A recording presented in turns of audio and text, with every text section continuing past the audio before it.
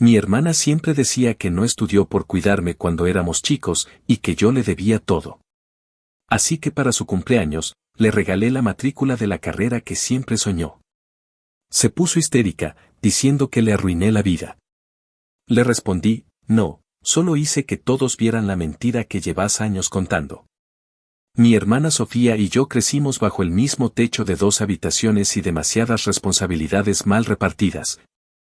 En un apartamento al suroeste de Houston donde el ruido de la calle competía con los gritos de mi madre al teléfono, tratando de conseguir turnos dobles para poder pagar lo justo, aunque nunca alcanzara. Desde que tengo memoria, hubo una narrativa instalada en nuestra familia, repetida por mi madre, por mis tías, por Sofía misma, como si fuera una verdad incuestionable que nadie se atrevía a revisar. Que ella no había estudiado porque tuvo que criarme.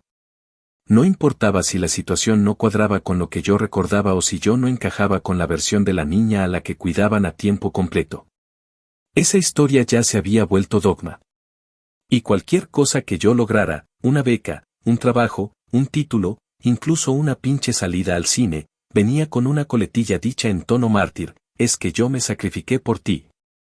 Y el resto asentía, como si fueran testigos de un sacrificio bíblico que nadie había presenciado realmente, pero que todos preferían asumir como cierto antes que incomodar. La realidad es que, mientras Sofía me llevaba 5 años y sí, era mi hermana mayor, también era una adolescente con poca disciplina y demasiadas excusas. Cuando teníamos que hacer tareas, ella estaba más preocupada por pintarse las uñas o pelearse con su novio de ese entonces, un tipo al que nunca le vi la cara porque ella siempre lo mencionaba como si fuera un secreto. Si yo tenía que comer, lo hacía sola o con la señora Johnson, la vecina de abajo que por $5 la hora me cuidaba mientras mi mamá limpiaba edificios en el downtown. Si me enfermaba, era mi mamá la que pedía el día, nunca Sofía. Ella tenía cosas más importantes, que casi siempre eran dormir hasta el mediodía o ver novelas grabadas en VHS. Pero en los recuerdos familiares, eso no existe.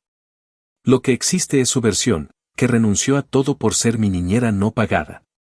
Que por mi culpa, ella no fue a la universidad, no tuvo un trabajo decente, no pudo cumplir sus sueños. Por mucho tiempo, yo me tragué esa culpa como si fuera parte de crecer.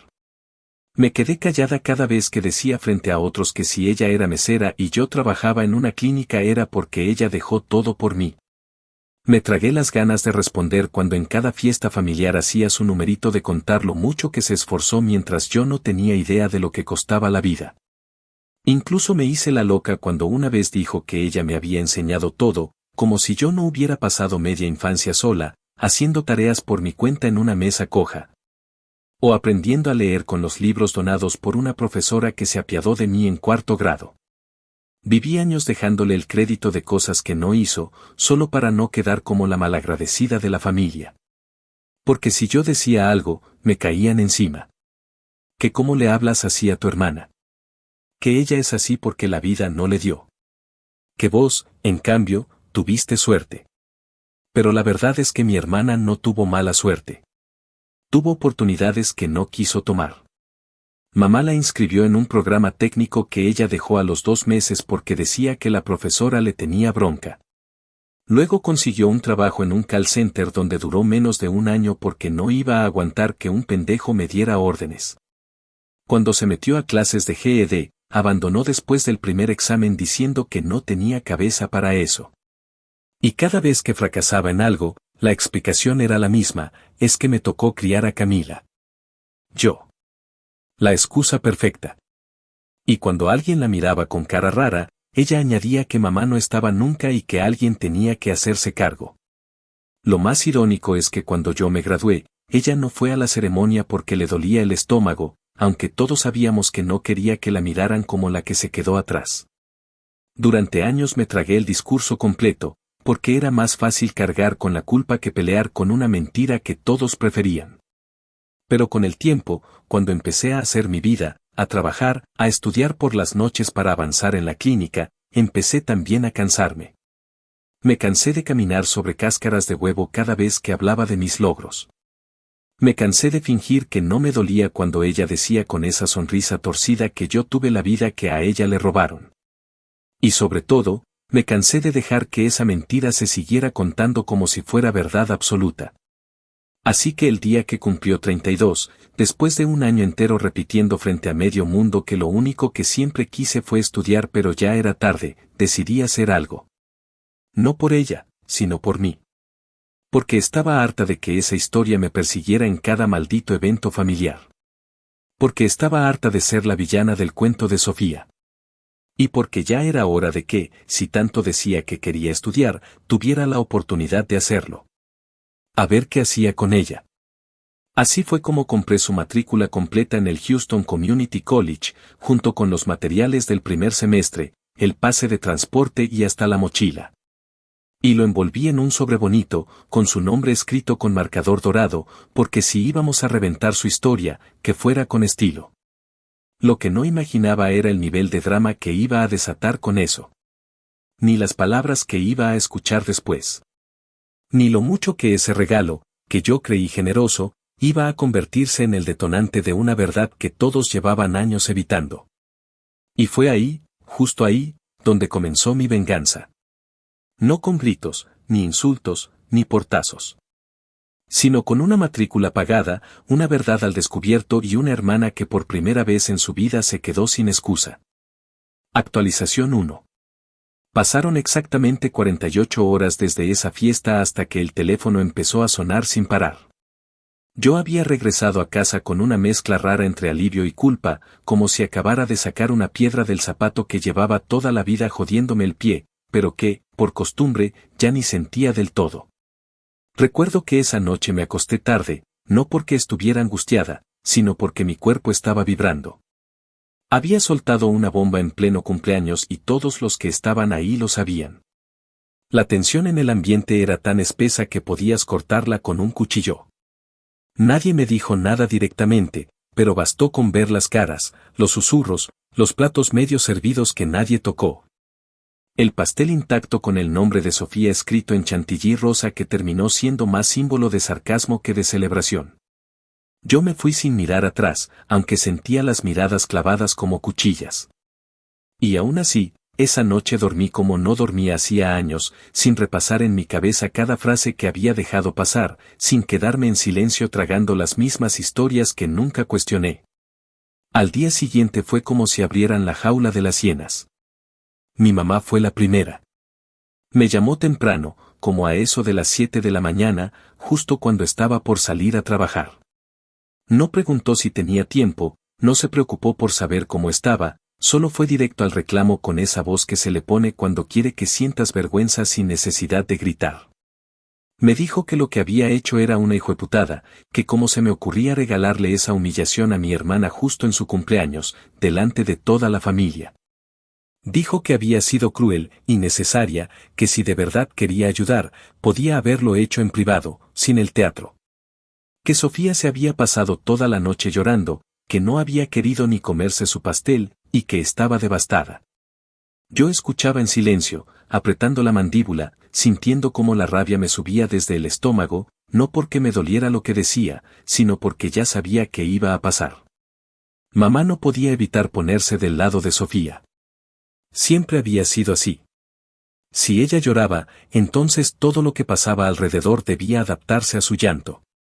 Le respondí con calma, sin elevar la voz, que no había sido una humillación, que lo que hice fue darle justo lo que decía querer. Que si durante años había repetido que no estudió por mi culpa, entonces darle la matrícula era la forma más lógica de enmendarlo. Que si no le gustó el gesto, era porque nunca quiso estudiar, sino que necesitaba que la excusa siguiera viva. Mamá se quedó callada unos segundos y luego me soltó una frase que, por absurda, me marcó más que el resto, es que Sofía no está preparada para que la enfrenten con la realidad. Ahí me reí, no de burla, sino de asombro. Le pregunté si se escuchaba, si entendía lo que estaba diciendo. ¿Desde cuándo decir la verdad era un ataque? ¿Desde cuándo regalarle a alguien una oportunidad era considerado sabotaje? Me dijo que yo tenía que entender, que Sofía siempre había sido más sensible, que tenía una forma distinta de procesar las cosas. Y ahí sí me ardió la sangre.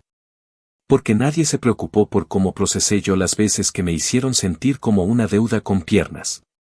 Nadie cuestionó si yo tenía derecho a avanzar sin culpa. Después de colgar, y sabiendo que el drama apenas comenzaba, abrí el grupo de WhatsApp de la familia. Y por supuesto, ya estaba lleno de indirectas. Una tía había mandado un sticker de las verdades se dicen en privado, otra había escrito un mensaje larguísimo sobre la importancia de no herir a quienes más nos quieren. Y hasta un primo que ni siquiera fue a la fiesta puso un me contaron lo que pasó, qué necesidad. Nadie se atrevía a nombrarme directamente, pero todos sabían de qué hablaban. Mi hermana, por su parte, ya había hecho su parte pública. Subió una historia en Facebook con una foto suya llorando, con la frase, y pensar que todo lo que hice por ti nunca fue suficiente. Acompañada, por supuesto, de una canción triste de fondo, para que el efecto fuera completo. A los 20 minutos tenía 50 comentarios de gente que le decía que era una mujer fuerte, que no merecía hermanas así, que no se preocupara porque todo se paga. Yo leí cada comentario con una mezcla de bronca y resignación. Era impresionante cómo había perfeccionado el papel de víctima. Cómo se le daba tan bien distorsionar las cosas para que siempre pareciera que era ella contra el mundo. Lo que más me jodió fue un mensaje privado de mi prima Janet, que me escribió con un tono condescendiente como si me estuviera educando. Me dijo que tal vez mis intenciones fueron buenas, pero que el cómo también importa. Que no todo el mundo tenía mi fortaleza y que a veces, en lugar de regalar algo, era mejor escuchar. Le respondí con una sola frase, escuchar qué, la misma mentira repetida 20 años más. Me clavó el visto y no respondió. Y por primera vez, no sentí la necesidad de arreglar nada. No pedí disculpas, no expliqué mi punto, no traté de maquillar lo que ya estaba expuesto. Esa noche, después del trabajo, me senté con una copa de vino y volví a abrir el correo del Community College. Leí el comprobante de matrícula, los materiales pagados, la confirmación de que todo estaba en orden, y lo imprimí. Luego abrí una caja vieja donde guardaba papeles importantes y encontré lo que necesitaba, recibos de las tardes en el programa After School, cartas de la escuela donde indicaban quién me recogía. Y hasta un dibujo viejo con dedicatoria para la señora Johnson, la misma vecina que me cuidó por años. Lo puse todo junto, no porque fuera a usarlo, sino porque necesitaba tenerlo a mano. Porque si alguien más se atrevía a decir que Sofía me había criado, que había sacrificado su vida por mí, quería poder mostrar cada jodida prueba de que eso nunca fue cierto. Y no es que yo crea que la gente necesita justificar sus decisiones con papeles, pero cuando vivís años siendo el chivo expiatorio de alguien más, aprendés que la verdad no siempre basta. Que los hechos, si no se muestran, se pierden. Y esa fue la primera vez en mi vida que entendí lo poderosa que podía ser la evidencia en medio de tanto teatro. Mientras tanto, Sofía seguía llorando en redes, mi madre seguía en modo mediadora culpable y el resto de la familia, en su típica postura de mejor no meterse. Pero yo no estaba arrepentida. No me temblaba la voz, no me invadía la duda. Por primera vez en mucho tiempo, sentía que había dicho lo que tenía que decir. No para herir, sino para liberar. Porque una mentira dicha por amor sigue siendo mentira. Y si esa verdad tenía que explotar en medio de su pastel, con sus globos y su discurso ensayado, entonces que explotara. Porque la única forma de romper una historia falsa es contarla con todos los detalles que otros prefieren callar. Y yo ya no tenía ganas de callar nada. Actualización 2. Pasaron unas semanas donde todo pareció quedarse en una especie de pausa incómoda. Nadie más me escribió, Sofía no volvió a publicar nada directo sobre mí, y en los grupos familiares la actividad bajó como si todos se hubieran ido de vacaciones mentales para no enfrentar lo que había pasado. Pero esa calma era falsa. Era ese tipo de silencio que no trae paz, sino que se siente como el momento exacto antes de una tormenta, pesado, denso, lleno de cosas no dichas. Yo seguía con mi rutina, y aunque por fuera todo parecía normal, por dentro estaba atenta. No porque sintiera miedo de lo que Sofía o mi madre fueran a decir, sino porque conocía bien la forma en que actuaban cuando alguien las dejaba sin argumento. No atacaban de frente. No peleaban con lógica. Se escurrían en victimismo, se reacomodaban en el relato hasta que lo que era verdad pasaba a ser una exageración, y lo que era mentira sonaba a sacrificio. Una tarde, mientras estaba en el descanso del turno en la clínica, me entró una llamada de un número desconocido. No suelo contestar números que no tengo guardados, pero esa vez algo me dijo que debía hacerlo. Era una asesora académica del Houston Community College. Su voz era amable, como esas personas que están entrenadas para hablar con cuidado porque saben que lo que dicen puede incomodar. Me explicó que me llamaba para saber si podía confirmar la inscripción de Sofía para el semestre de otoño, porque no habían recibido ningún contacto de su parte y necesitaban saber si liberarían el cupo que estaba reservado. Me quedé en silencio unos segundos, intentando ordenar la idea. Le pregunté si Sofía no había respondido los correos. Me dijo que sí, que de hecho había respondido, pero que su respuesta fue bastante clara: yo no pedí esa inscripción. No voy a estudiar. Quiero que me devuelvan el dinero. Ya dejen de molestarme. La asesora me preguntó si quería que transfirieran el saldo a otro estudiante o si prefería dejarlo como crédito en su cuenta. Me aclaró, con una suavidad que casi me molestó, que el fee de inscripción no era reembolsable, pero el resto sí podía recuperarse si así lo deseaba. Respiré profundo. Sentí que algo dentro de mí se cerraba como una puerta que había estado abierta por demasiado tiempo. No me sorprendió, pero igual dolió. Porque más allá del conflicto, más allá de la venganza silenciosa, yo sí había querido que Sofía tomara esa oportunidad. Tal vez no por ella, sino por mí. Por cerrar el ciclo. Por saber que todo ese cuento de yo habría estudiado si no fuera por ti por fin tenía una solución real. Y lo que hizo fue escupirlo. Despreciarlo. Hacerlo pasar como un ataque. Le dije a la asesora que no hiciera nada aún, que dejaran el crédito unos días más. Ella asintió, dijo que entendía, y antes de colgar, me dijo algo que se me quedó clavado en el pecho: hay gente que no sabe qué hacer con la oportunidad cuando ya no puede culpar a nadie más por no tenerla. No lo dijo con juicio, lo dijo con compasión. Pero igual me dolió. Cuando colgué, no pude seguir trabajando igual. Fui al baño, me mojé la cara, y me quedé viendo mi reflejo unos minutos. Me sentía ridículamente ingenua. Como una pendeja que pensó que podía arreglar una narrativa con un solo gesto, con un sobre bonito y una matrícula pagada. Me sentía frustrada, pero sobre todo triste. Porque ahí estaba, la prueba final de que todo lo que Sofía decía había sido una mentira que le servía. Que no quería estudiar. Que nunca lo había querido. Que la universidad, el GED, los cursos que dejó, todo eso no eran sueños rotos, eran excusas bien decoradas. Porque si ella estudiaba ahora, se acababa el cuento. Ya no podía decir que su vida no fue lo que esperaba por mi culpa. Tenía que aceptar que fue su decisión. Su jodida decisión. Esa noche, en un intento por no hundirme en la rabia, volví a abrir Facebook. Y ahí estaba, una nueva publicación suya, con una selfie en la que aparecía sonriendo, en un café, con el caption: al final, los regalos más envenenados vienen con moño.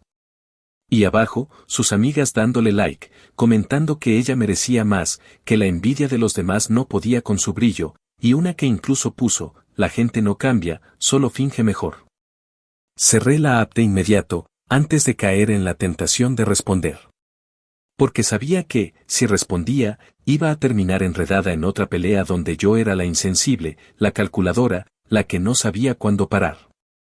Así que abrí el grupo familiar, ese mismo donde habían guardado silencio después del drama, y escribí un solo mensaje: solo para que estén enterados, la matrícula de Sofía sigue activa hasta el 30 de agosto. Todo está pagado. Si decide no usarla, es su elección. Pero que no vuelva a decir que no estudió por cuidar a nadie, porque esa mentira ya no se sostiene. Dejé el mensaje fijo y salí del grupo. No esperé respuestas, no leí réplicas. No me interesaba discutir con nadie que necesitara que la mentira siguiera viva para sentirse cómodo. 2 días después, recibí un mensaje directo de uno de mis primos. Me dijo que, honestamente, se había sorprendido al ver lo del regalo, que pensó que era una exageración, pero que luego vio cómo Sofía hablaba del tema y se dio cuenta de que algo no cuadraba. Que ella estaba más preocupada por hacerse la víctima que por realmente estudiar. Me dijo: No te lo dije antes porque ya sabes cómo es la familia, todos prefieren callar. Y eso me confirmó todo. No estaba loca. No estaba exagerando. Solo estaba harta de jugar el papel que me habían asignado. La hermana menor que debía gratitud eterna a una mujer que no me crió, que no me enseñó nada, que no se sacrificó por mí. Solo era buena para repetir que me cuidó porque así justificaba cada error de su vida. Esa semana, sin mucha intención, abrí mi viejo Drive y empecé a ordenar archivos. Entre ellos encontré fotos de la primaria, trabajos escolares con firmas de mis maestras, una foto con la señora Johnson en una fiesta de Halloween donde claramente era ella la que me acompañaba, no Sofía. Me tomé el tiempo de escanearlos y guardarlos bien. No para exponerla otra vez. No para publicarlos. Solo para tenerlos, para recordarme a mí misma que no estaba inventando nada. Que la memoria a veces duele, pero también sirve como escudo. Y porque sabía que si Sofía volvía a armar otro show, yo no iba a permitir que mi versión quedara sepultada bajo su voz. Y mientras el reloj corría y el 30 de agosto se acercaba, la matrícula seguía ahí, flotando en la cuenta de Sofía, esperándola como una prueba viva de que tenía en sus manos la posibilidad que tanto había dicho que le robaron. Pero ella no movió un dedo. No llamó. No preguntó. No se acercó. Y yo ya no sentí lástima, ni enojo. Sentí, por fin, que el peso de esa deuda falsa se había soltado de mis hombros. Porque ya no era mi culpa. Porque nunca lo fue. Y porque el mundo, por primera vez, estaba viendo la historia completa. No solo su versión, no solo sus lágrimas, no solo su maldito discurso ensayado. Ahora estaba todo claro. Y aunque ella siguiera actuando, mintiendo, posando para el papel que mejor sabía interpretar, yo ya no estaba en la función. Me bajé del escenario. Cerré el telón. Y si algún día decide estudiar, que lo haga. Pero ya no será por mí, ni contra mí. Será porque se cansó de esconderse detrás de la única excusa que supo usar, mi nombre. Actualización 3. Pasaron varios meses desde aquel silencio definitivo, desde que decidí salirme del grupo familiar, desde que dejé claro que el crédito de la matrícula se vencía el 30 de agosto y que, si Sofía no lo usaba, ese era su problema y no el mío. Septiembre llegó sin novedades, y en algún rincón de mi mente aún me preguntaba si, en el último momento, iba a aparecer con alguna historia nueva, que había decidido estudiar pero que le cambiaron los horarios. Que no tenía tiempo, que el transporte no funcionaba, cualquier cosa que pudiera decir sin asumir que simplemente no quiso hacerlo. Pero nada pasó. Ninguna excusa. Ningún intento. El crédito venció. El sistema del college lo liberó sin ceremonia, sin drama. Lo único que se fue conmigo fue la certeza de que, de ahí en adelante, cada vez que Sofía repitiera que no estudió por mí, lo haría sabiendo que mentía con descaro. Porque yo le había entregado la oportunidad en bandeja de plata, sin condiciones, sin preguntas. Y ella la tiró como si fuera una ofensa. Creí que con eso se había cerrado el ciclo, que el resto del año transcurriría tranquilo, al menos en cuanto a ese tema. Me dediqué a trabajar más, a ahorrar para un pequeño viaje que tenía pendiente desde hacía años, y a seguir reorganizando mis cosas. Esas cosas viejas que uno guarda porque duelen pero que un día decide clasificar para que dejen de ocupar tanto espacio en la cabeza. No volví a hablar con Sofía. No vi publicaciones directas. No hubo mensajes pasivo-agresivos de mamá, ni indirectas disfrazadas de buenos deseos. Silencio. Y durante un tiempo, ese silencio se sintió como una especie de tregua incómoda, como si finalmente todos se hubieran resignado a que yo no iba a entrar más en el juego. Pero en el fondo, yo sabía que no se trataba de aceptación. Se trataba de acumulación. De esa energía rara que aparece cuando alguien está armando una nueva narrativa para volver a hacerse la víctima. Pero necesita tiempo para reacomodar las piezas y encontrar la forma de volver a poner el foco en su dolor sin que el resto la cuestione. Y efectivamente, esa calma se rompió una tarde de noviembre, mientras estaba en la clínica revisando unos reportes de pacientes. Me llegó un correo del buzón general de contacto del Centro de Capacitación Comunitario donde colabora una amiga de mi jefa. Era una carta formal, dirigida a mí por nombre, con el logo de la organización y un texto que, al principio, parecía un error. Me agradecían por haber sido incluida como contacto de referencia en la aplicación de una candidata que se postulaba a una beca local para mujeres que habían abandonado sus estudios por motivos de cuidado familiar. Leí el nombre 2 veces para estar segura, pero no había dudas, Sofía Ríos. Mi hermana.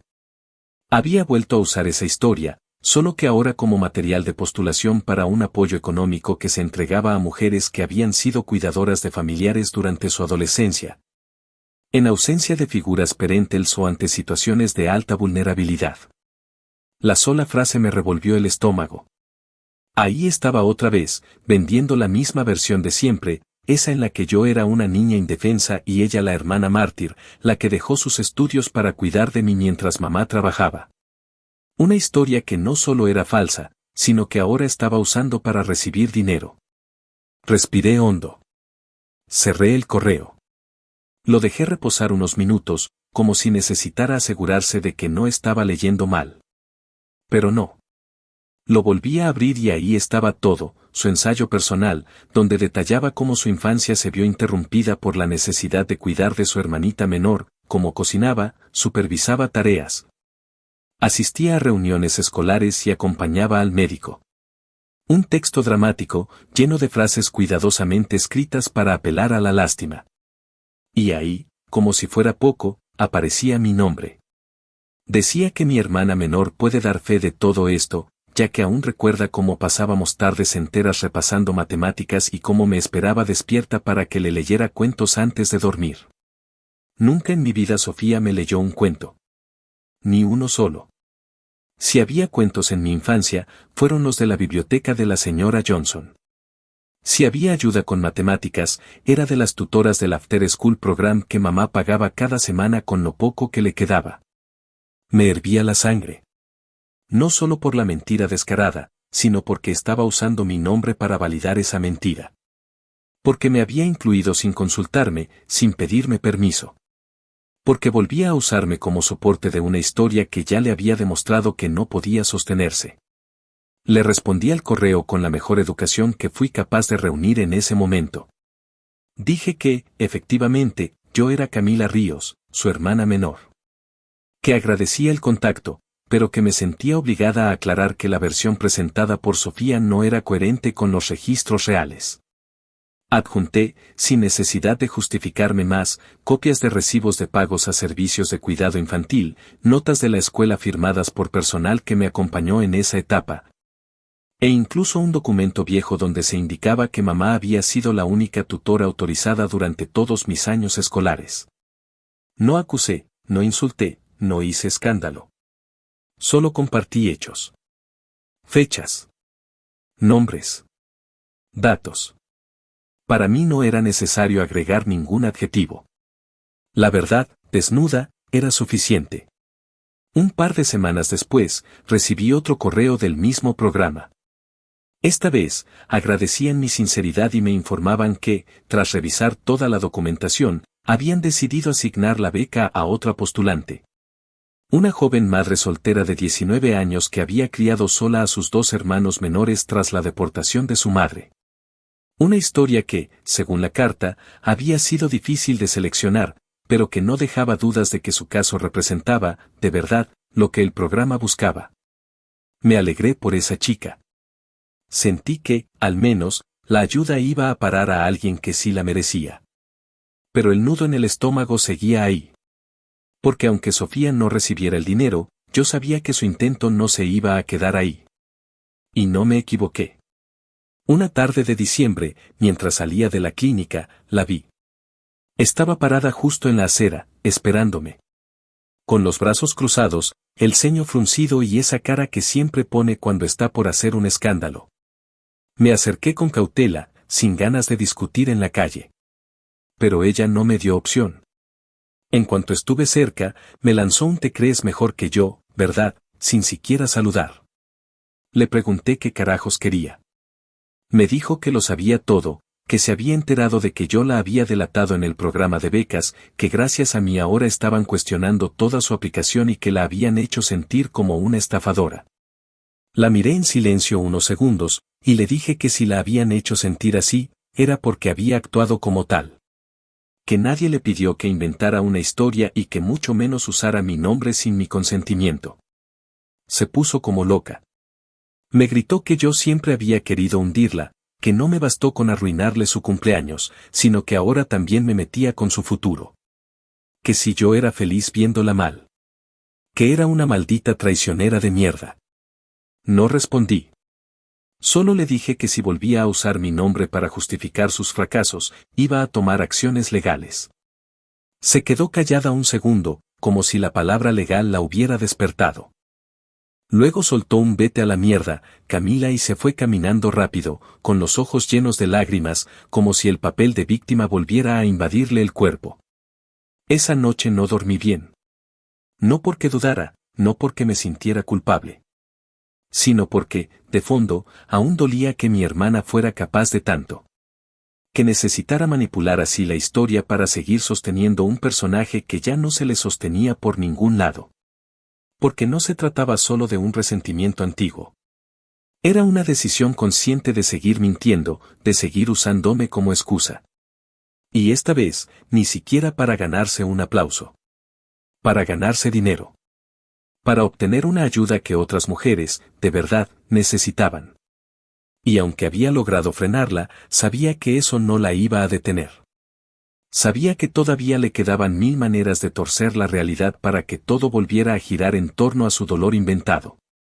Pero esa vez ya no me quedé callada. Y eso, al menos, me permitió dormir con la conciencia limpia. Porque si algo había aprendido de todo esto, era que callar por miedo solo alarga las cadenas. Y yo ya no estaba dispuesta a cargar con ninguna más. Ni por ella. Ni por nadie.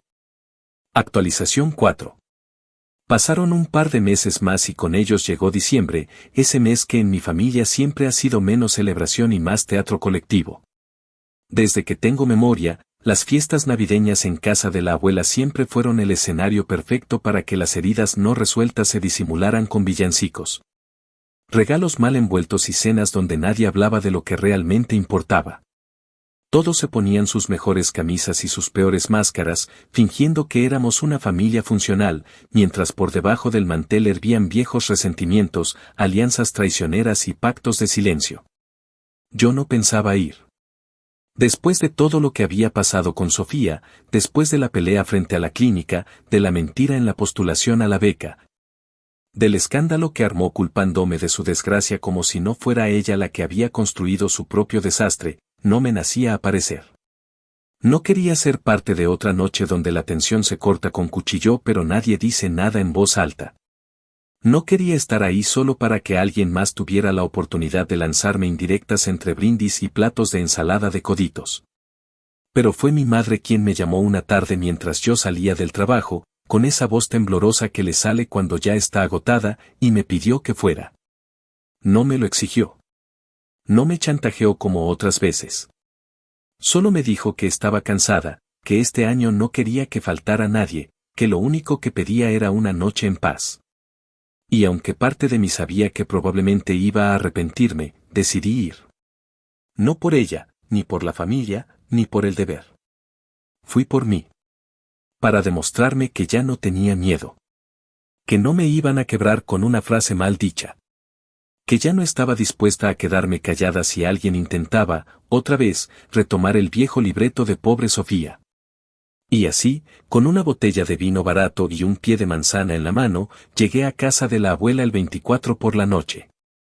Todo parecía igual, las mismas luces intermitentes colgadas desde Acción de Gracias, el pesebre mal puesto sobre una caja de cartón, los primos corriendo por los pasillos como si no tuvieran casi 30 años. Lo único diferente era mi actitud. Ya no me sentía como la hermana que debía agachar la cabeza para no incomodar. Durante las primeras horas todo fluyó con esa calma artificial que siempre se da antes de que empiecen las tensiones reales. Sofía llegó tarde, por supuesto, como si fuera la protagonista de una novela que necesita entrar cuando todos ya están atentos. Llevaba un vestido demasiado ajustado y una copa en la mano, aunque apenas eran las 8. La saludé con un movimiento de cabeza que ella apenas respondió con una mueca. Mamá, como siempre, actuó como si nada pasara. Se ocupó de servir platos, ofrecer hielo y acomodar servilletas como si el caos emocional no estuviera a punto de explotar. Todo marchaba dentro de lo tolerable hasta que, después de la cena, cuando la mayoría ya estaba medio entonada por la sidra, Sofía se paró con su copa en alto y empezó a hablar. Dijo que quería brindar por la familia, por las segundas oportunidades, y por aquellos que, aunque no comprendan nuestras decisiones, al menos nos dan la chance de seguir adelante. Fue entonces cuando giró la mirada hacia mí, apenas un segundo, pero lo suficiente como para que todos notaran a quién iba dirigida esa frase. Podría haberme quedado callada. Podría haber sonreído, mirar al techo y dejar pasar otra indirecta más. Pero algo dentro de mí ya no estaba dispuesto a tolerar más cuentos. Así que me levanté despacio, tomé mi copa con calma y respondí con voz clara, sin levantarla, sin temblar. Le dije que si íbamos a brindar por las decisiones, que también brindáramos por las verdades. Por las veces que nos dijeron que alguien se sacrificó por nosotros, cuando en realidad solo se escondió de sus propios miedos.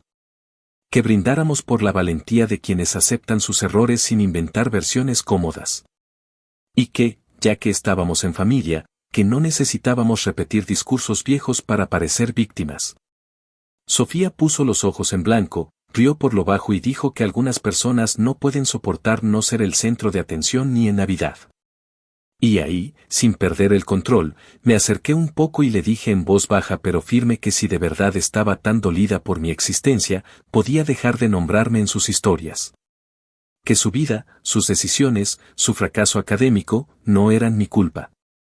Y que ya era hora de que se hiciera cargo. La tensión se volvió palpable. Un tío carraspeó. Alguien bajó el volumen de la música. Todos sabían que estábamos caminando sobre una cuerda floja. Pero entonces, lo inesperado pasó. Fue mi madre quien habló. Y no para defenderme, ni para tomarme la mano. Lo que hizo fue mucho más fuerte. Dijo, con voz tranquila, que estaba cansada. Que ya no quería más cenas donde todos actuaran. Que ella recordaba perfectamente quién cuidó a quién estudió sola, quien llegó a casa con deberes hechos sin que nadie los mirara. Que ella pagó durante años el after school para que Camila estuviera en un lugar seguro. Que la señora Johnson la ayudó más que cualquier familiar. Que si alguna vez Sofía calentó una sopa o me peinó para la escuela, eso no la hacía madre sustituta. Y que ya era hora de dejar de usar eso como excusa para no avanzar. El silencio fue brutal. No porque fuera escandaloso, sino porque fue definitivo. Porque por primera vez, mamá no defendió la versión oficial. Porque no me tocó a mí decirlo. Fue ella. Con sus propias palabras. Con su propia voz. Y eso, en ese entorno donde siempre se me exigió ser la que no incomoda, fue como ver un muro desmoronarse.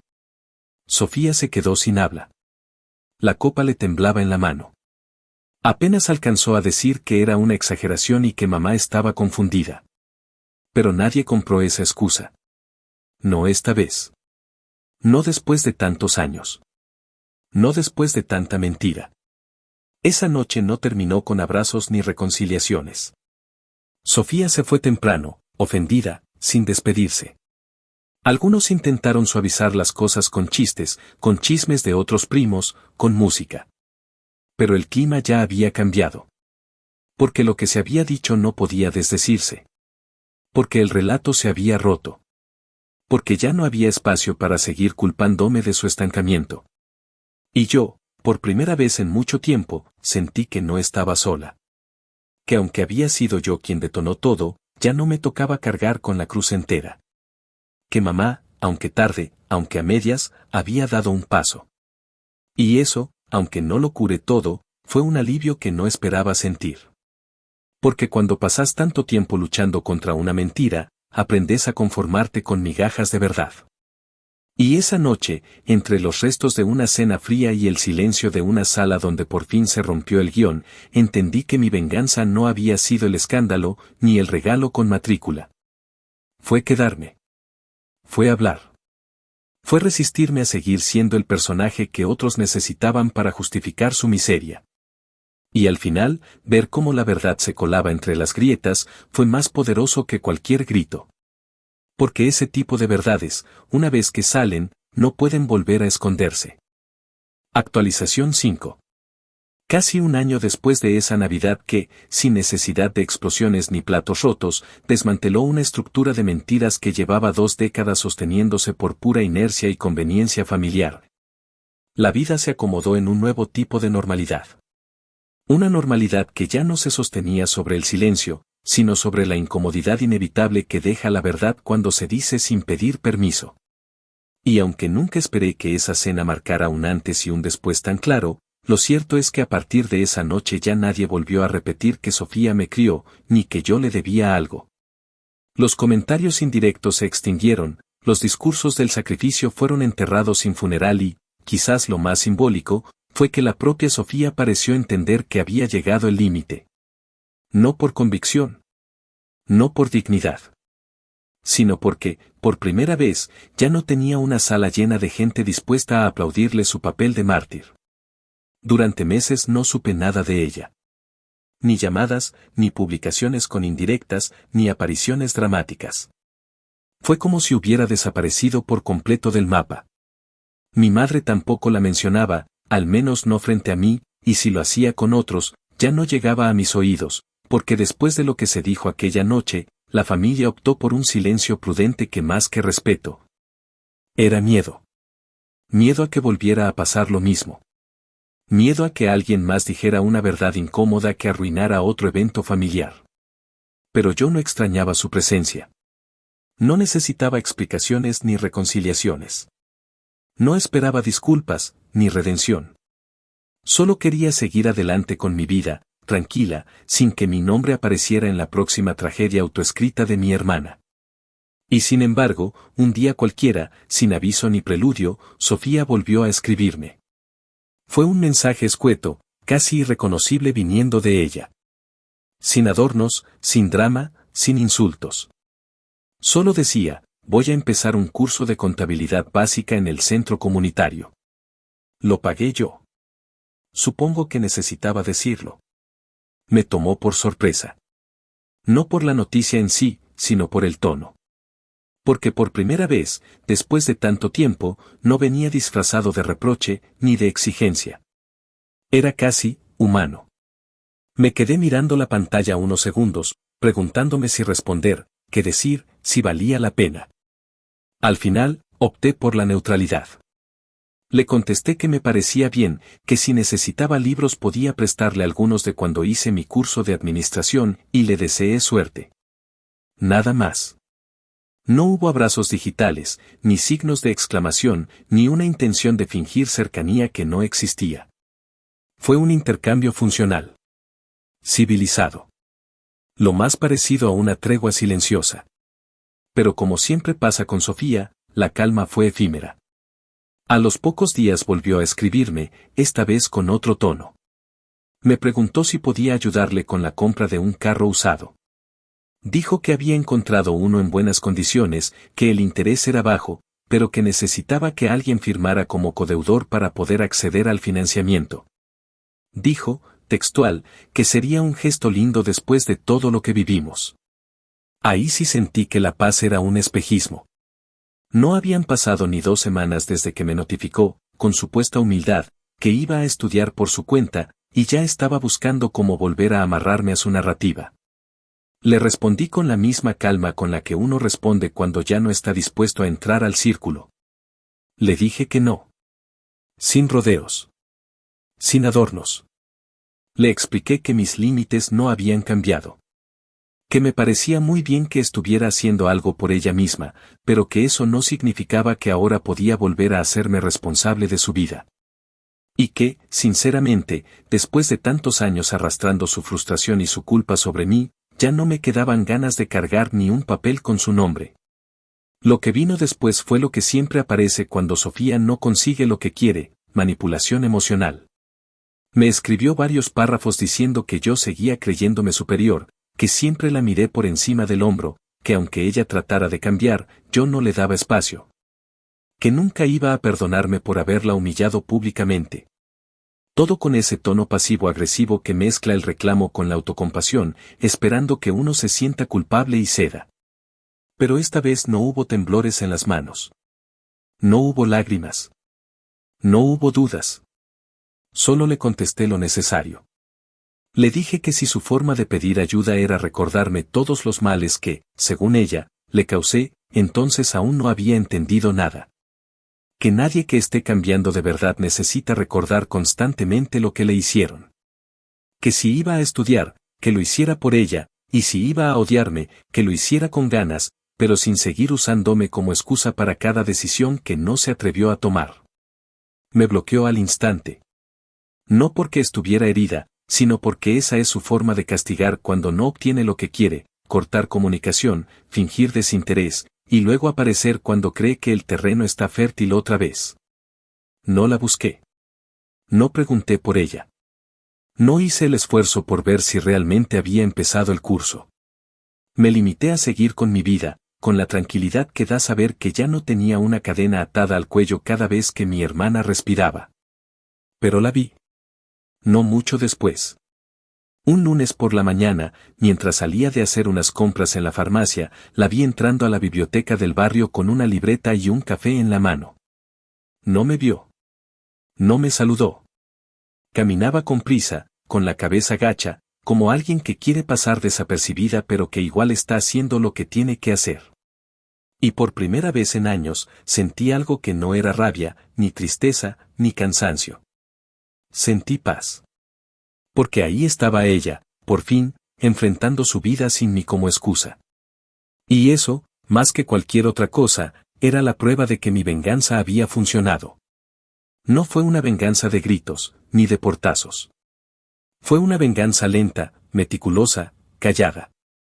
Consistió en quitarle la única herramienta que había usado durante toda su vida para manipularme, la culpa. Consistió en arrancarle el relato y obligarla a mirarse sin mí en el centro. Porque cuando alguien vive echándole la culpa a otro por lo que no hizo, lo peor que le podés hacer no es gritarle. Es mostrarle que nunca necesitó permiso para actuar. Que el tiempo perdido fue elección. Que el dolor, si es real, no necesita testigos obligatorios. Y si algún día, Sofía logra cambiar de verdad, será porque entendió que ya no tiene a nadie más a quien culpar.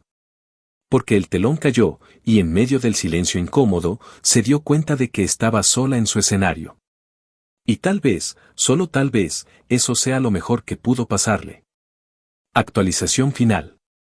Pasaron casi 2 años desde aquel cumpleaños donde, sin necesidad de levantar la voz, sin necesidad de escándalos, dejé caer la verdad como una piedra en medio del estanque y vi como, una a una, las ondas de su impacto rompían cada mentira que durante años Sofía había convertido en su refugio. 2 años desde que decidí, por primera vez en mi vida, no cargar más con la culpa de una historia que nunca fue mía. Y aunque en el momento no lo sabía, ese pequeño acto, ese sobre con una matrícula pagada, fue mucho más que un regalo.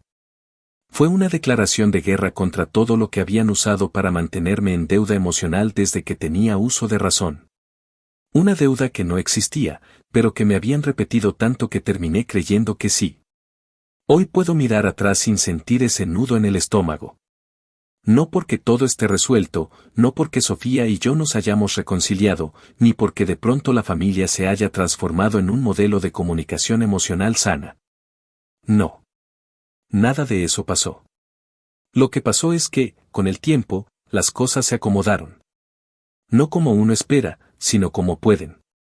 Como se acomodan las piedras en un río después de una tormenta, algunas se entierran más hondo, otras quedan al descubierto, otras simplemente desaparecen.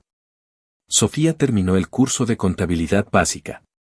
No fue la mejor estudiante del grupo, pero tampoco la peor. Aprobó. Le costó.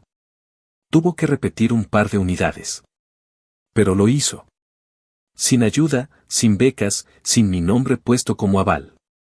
Consiguió un trabajo en una oficina de seguros, nada glamoroso, un puesto administrativo de entrada de datos donde pasa la mayor parte del día frente a una computadora copiando números. Pero es suyo. Y aunque no lo diga en voz alta, aunque siga sosteniendo ciertas máscaras con quienes todavía la miran como si no pudieran verla de verdad, sé que por dentro sabe que ese trabajo marca una diferencia. Porque esta vez nadie se lo regaló. Porque esta vez no pudo decir que no lo logró por mí. No hemos vuelto a hablar más allá de lo estrictamente necesario.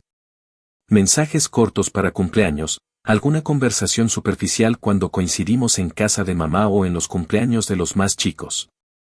A veces se le escapa un cómo va todo en la clínica, y yo respondo con el mismo tono neutral que uso con la gente del trabajo. Ya no hay sarcasmos, pero tampoco hay cariño. Lo que hay es distancia. Y por primera vez, esa distancia no me duele. Porque ya no la necesito cerca.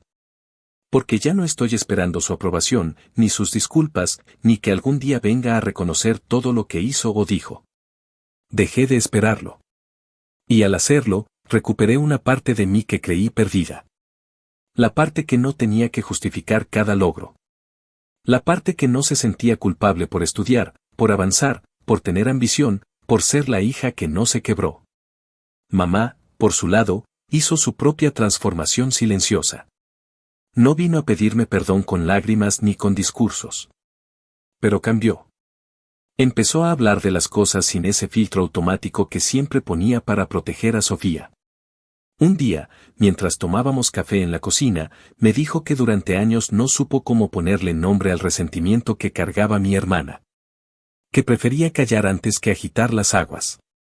Y que tal vez, sin querer, le dio más permiso a una hija para esconderse que a la otra para brillar. Fue la forma más cercana a una disculpa que pudo darme. Y no necesitaba más. Porque entenderlo, aunque fuera tarde, aunque fuera entre líneas, me bastó. No volví a mencionar la matrícula, ni el crédito perdido, ni la beca fraudulenta que intentó ganar usando mi nombre. No me hizo falta. Porque con el tiempo, el silencio dejó de ser una carga y se volvió un escudo. Uno que ya no necesitaba levantar todo el tiempo, porque ya no había ataques. Porque ya no había nadie esperando que me defendiera de algo. Y eso, para alguien que pasó su vida entera sintiéndose en deuda por existir, fue el regalo más grande que la verdad me dejó. A veces me preguntan si me arrepiento de haber hecho ese regalo. De haber arruinado su fiesta, de haber expuesto su mentira delante de todos. Me lo preguntan con esa mezcla de morbo y condescendencia que tienen los que nunca tuvieron que romper con una narrativa familiar para poder respirar. Yo solo sonrío y digo que no. Que fue el mejor dinero que gasté en mi vida. Porque esa matrícula, aunque nunca la usó, aunque la dejó vencer, fue la prueba más concreta de que su historia no se sostenía. Y fue, también, el principio del fin de esa culpa heredada que me habían colgado al cuello desde que era niña. Hoy, cuando pienso en Sofía, no siento odio. No siento rencor. Siento lástima, a veces. Pero sobre todo, siento alivio. Porque por fin entendí que no era mi responsabilidad salvarla de sí misma. Que no era mi tarea cargar con su frustración, ni con sus decisiones, ni con sus fracasos. Que ser su hermana no significaba ser su chivo expiatorio. Que el amor no se mide en sacrificios obligados, ni en deudas emocionales, ni en cuentos mal contados para mantener a flote una imagen que nunca existió. Y si algún día, Sofía vuelve a decir que no estudió por mi culpa, que sacrificó su futuro por criarme, ya no me va a doler. Ya no voy a temblar. Ya no voy a salir a explicar nada. Porque ahora todos lo saben. Porque todos vieron cómo tuvo la oportunidad de demostrarlo, y decidió no tomarla. Y eso, más que cualquier argumento, más que cualquier defensa, es el final perfecto de una mentira demasiado larga. Una mentira que, esta vez, se derrumbó sola. Sin que yo tuviera que empujarla. Y eso, para mí, fue la verdadera victoria. La venganza más silenciosa, más limpia y más brutal de todas.